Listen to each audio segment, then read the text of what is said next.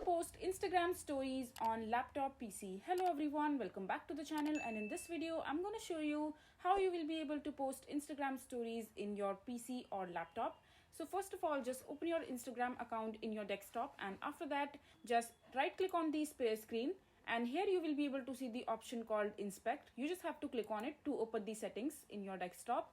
And on the right hand side you will see all these options opening up. You just need to click on this toggle bar, which will convert your desktop screen into your mobile screen. So just press on it, and after that from the dimensions responsive you need to click on and select a dimensions.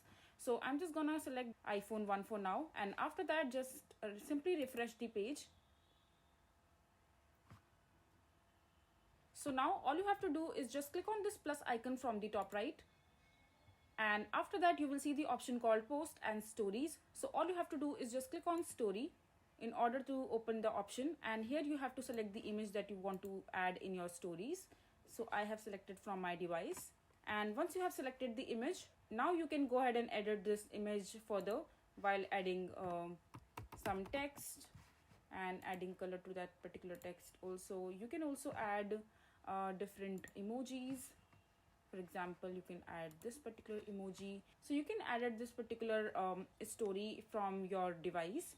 And as far as the desktop version of the Instagram is concerned, there are not much features available as you see in your mobile device. So once you're done editing the story, all you have to do is just click on add to your story, and after that this story will be uploaded in your Instagram account through your desktop or laptop. So this is how simple it is to post Instagram story from laptop or PC. I hope you find this video to be helpful.